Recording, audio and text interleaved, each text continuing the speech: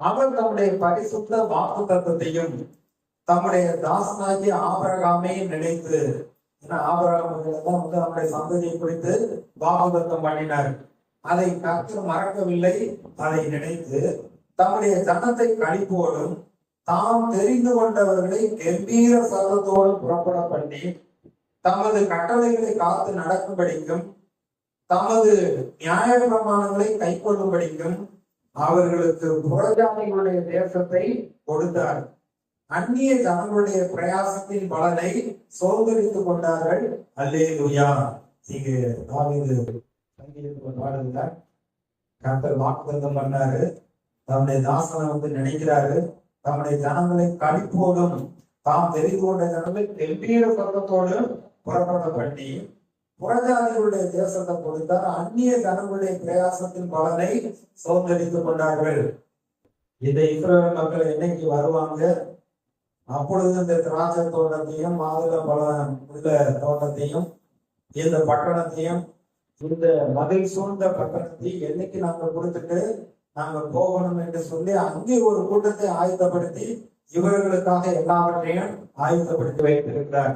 அந்நிய ஜனங்கள் பிரயாசப்பட்டார்கள். அவனுடைய பலன்களை அனுபவிக்கும்படி தேவன் வாக்குத்தத்தம் பண்ணதை அப்படியே கொண்டு போய் பாடத்தை ஒரு தேசத்துல கொண்டு போய் சேர்ந்தார்.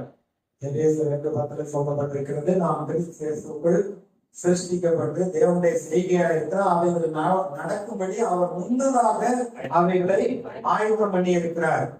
தேவனுடைய பிள்ளைகளாக்கப்பட்டது தேவன் நமக்கென்று நாம் அனுபவிக்கும்படியாக ஏற்கனவே எல்லாவற்றையும் ஆயுதப்படுத்தி வைத்திருக்கிறார். அவர் யெகோவா தேவனாக இருக்கிறார். தாவீதுடைய வாழ்க்கையிலே கூட கர்த்தர் ஒரு வாக்குத்தத்தத்தை கொடுக்கிறார். 2 சாமுவேல் 7வது அதிகாரம் 22வது வசனம். 2 சாமுவேல் 7வது அதிகாரம் 27 வாசிக்கிறேன். உனக்கு வீடு கட்டுவேன் என்று இஸ்ரவேலின் தேவனாகிய சேனைகளையும் கர்த்தராவுக்கு வேண்டியும் உமது அடியானையும் செவிகளுக்கு வெளிப்படுத்தினீர். ஆகையால் உம்மை நோக்கி இந்த விண்ணப்பத்தை செய்ய ஒரு அடியானுக்கு மன தைரியம் கிடைத்தது. இப்போதும் கர்த்தராகிய ஆண்டவரே, நீரே தேவன், உம்முடைய வார்த்தைகள் சத்தியம். தேவரே, உமது அடியானுக்கு இந்த நல் விஷயங்களை வாக்குத்தத்தம் பண்ணினீர். இப்போதும் உமது அடியாரின் வீடு என்றைக்கும் உனக்கு முன்பாக இருக்கும்படி அதை ஆசீர்வதித்தருளும். கர்த்தரான ஆண்டவராகிய தேவரே, அதை சொன்னீர். உம்முடைய ஆசீர்வாதத்தினாலே உமது அடியானின் வீடு என்றைக்கும் ஆசீர்வதிக்கப்பட்டிருப்பதாக என்றான். கர்த்தர் தாவீதுக்கு வீடு கட்டுவேன் என்று சொன்னார். இந்த தீர்க்கதரிசியின் மூலமாக சொல்லப்பட்ட வார்த்தையை ஏற்றுக்கொண்டு தேவனுக்கு அவர் நன்றி சொல்லுகிறார். இன்னும் பாத்தீங்கன்னா 1 ராஜாக்கள் 8:25-26 நீர் ஆண்டவரே, என்னுடைய தகப்பனாகிய தாவீதுக்கு நிலையான வீட்டை கட்டுவேன்னு சொன்னீரே ஆண்டவரே, அது மெய் என்று விளங்கப்படும் என்று சாலமோன் ஜெபம் பண்ணுகிறார். அது மாத்திரமல்ல, 2 ராஜாக்கள் 6:10 பாத்தீங்கன்னா தேவன் சொன்ன அந்த வார்த்தையின்படியே அவை அப்படியே ஆண்டவரே உடைய கரத்தினாலே நீர் நிறைவேற்றி முடித்து விட்டீர். கர்த்தருக்கு ஆலயத்தை கட்டவும் அந்த தாவீதுடைய குமாரனாகிய சாலமோனுக்கு என்று அரண்மனைகளை கட்டவும் பூமியில எந்த ஜனத்துக்குமே இல்லாத ஐஸ்வர்யத்தையும் கணத்தையும் தேவ ஞானத்தையும் தேவன் கொடுத்து அதை அப்படியே நிறைவேற்றி விட்டீர் ஆண்டவரே, உடைய கரத்தினாலே செய்து முடித்து விட்டீர் என்று தேவனுக்கு அவன் நன்றி சொல்லுகிறான். அப்ப இன்றைக்கும் கர்த்தர் நம்மை குறித்தும் நம்முடைய குடும்பத்தை குறித்தும் நம்முடைய சந்ததியை குறித்து என்ன வாக்குத்தத்தம் அவர் சொல்லி இருக்கிறாரோ அந்த வாக்குத்தத்தம் நிச்சயம் நிறைவேறக்கூடியதாக இருக்கிறது. அவர் தன்னுடைய சகல பிரஸ்தாபத்தை பார்க்கிலும் தன்னுடைய வார்த்தையை மகிமைப்படுத்துகிறவராக இருக்கிறார். சங்கீதம் 128 கர்த்தருக்கு பயப்படுகிறவன் கைகளின் பிரயாசத்தை சாப்பிடுவாய், உனக்கு பாக்கிய நன்மையும் உண்டாயிருக்கும். உன் மனைவி வீட்டோடு கனி கொடுக்கக்கூடிய திராட்சை கொடியை போல் இருப்பாள். உன் பிள்ளைகள் எல்லாரும் பந்தியை சுற்றிலும் ஒளிவு மர கன்றுகளை போல் இருப்பார்கள். கர்த்தர் சீயோனிலிருந்து உன்னை ஆசீர்வதிப்பார். உன் பிள்ளைகளையும் உன் பிள்ளைகளுடைய அந்த சந்ததியையும் காண்பாய், எருசலேமின் வாழ்வை காண்பாய். இப்படியெல்லாம் ஆண்டவர் வாக்கு பண்ணி இருக்கிறார்கிற பொழுது இந்த காரியங்கள்லாம் நிச்சயம் நிறைவேற்ற காட்ட வல்லவராய் இருக்கிறார். லூக்கா சுவிசேஷம் 24வது அதிகாரத்துல இயேசு உயிர்த்தெழுந்து அவர் பரலோகத்துக்கு போவதற்கு முன்பாக தம்முடைய சீசர்களுக்கு ஒரு வாக்குத்தத்தம் பண்ணுகிறார், வாக்குத்தத்தத்தை சொல்லுகிறார். அந்த சொன்ன காரியம் அப்படியே நிறைவேறுகிறதை நாம் வேதத்திலே பார்க்கிறோம். லூக்கா சுவிசேஷம் 24வது அதிகாரம் 49வது வருடம். என் பிதா வாக்குத்தத்தம் பண்ணினதை இதோ நான் உங்களுக்கு அனுப்புகிறேன், நீங்களோ உன்னதத்திலிருந்து வரும் பலனால் தரிப்பிக்கப்படும் வரைக்கும் எருசலேம் நகரத்தில் இருங்கள் என்றார். என்ன சொல்றார்? பரலோகத்துக்கு முன்பாக நான் போய் பரிசுத்த ஆவியாகிய தேர்தல்களை உங்களுக்காக அனுப்புவேன். இத பிதா வாக்குத்தத்தம் பண்ணி இருக்கிறார். அதை பெற்றுக் கொள்வதற்கு நீங்க காத்திருங்கள் சொன்னார்.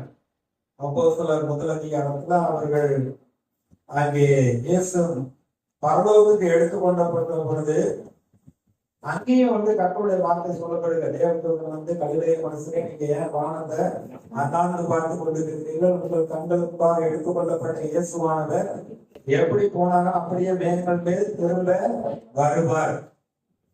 நீங்கள் பரிசுத்த ஆவியானவர் வருகிற பொழுது பலனடைந்து எனக்கு சாட்சிகளாக இருப்பீர்கள் என்று அவர் சொன்னப்பட்டபடி, அதே போல அப்போஸ்தலர் 2வது அதிகாரத்தில் நிறுவன அறையில் கூடியிருந்த பொழுது வாக்குத்தத்தம் பண்ணப்பட்ட அந்த பரிசுத்த ஆவியானவர் 50வது நாளிலே பெந்தெகோஸ்தே நாளிலே பலமாய் இறங்கினார். அக்னிமயமான நாவுகளாக இறங்கினார்.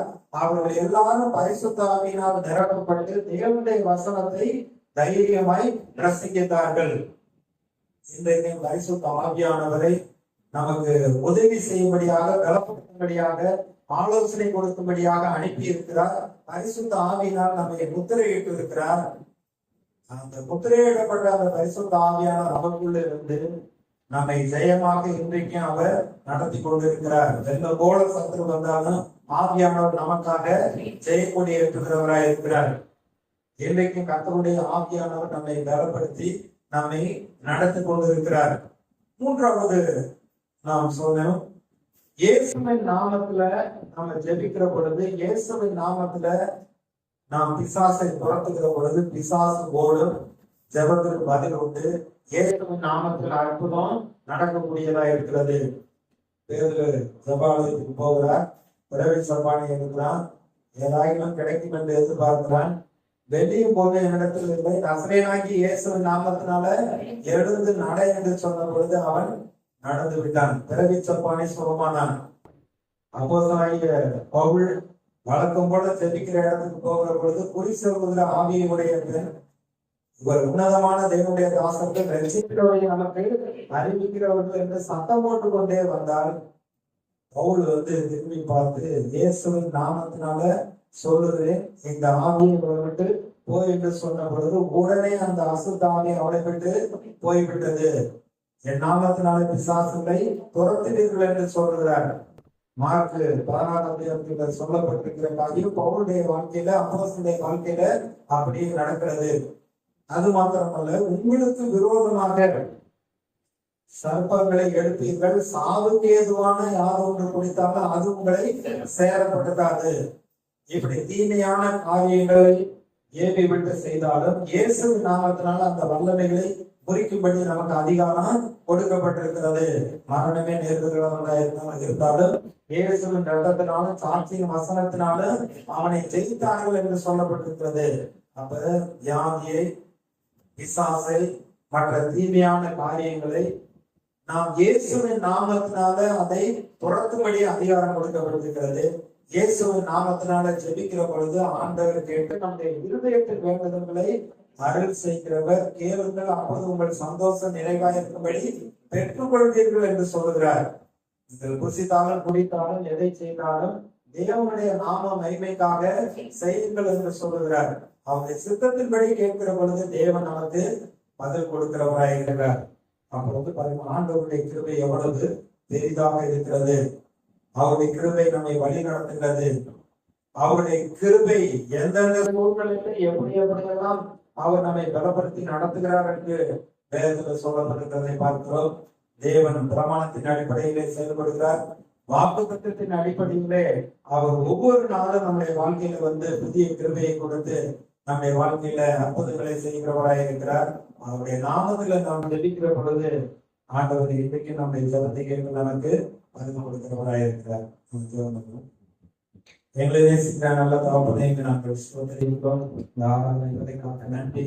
இந்த வார்த்தைகளுக்காக நாங்கள் நன்றி சொல்கிறோம்.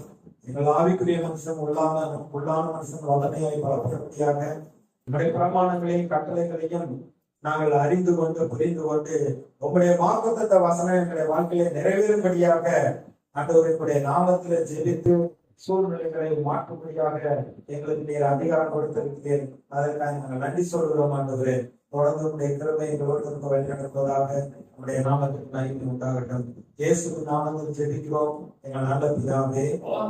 என் ஆத்துமாவே கர்த்தரை ஸ்தோத்திரி, என் முழு உள்ளமே உம்முடைய பரிசுத்த நாமத்தை ஸ்தோத்திரி. என் ஆத்துமாவே கர்த்தரை ஸ்தோத்திரி, சகல உபகாரங்களையும் மறவாதே. ஆமென். நம்முடைய கர்த்தராகிய இயேசு கிறிஸ்துவின் கிருபையும் பிதாவாகிய தேவனுடைய அன்பும் பரிசுத்த ஆவியானவருடைய ஐக்கியமும் நம் அனைவரோடு கூட என்றென்றைக்கும் இருப்பதாக. ஆமென்.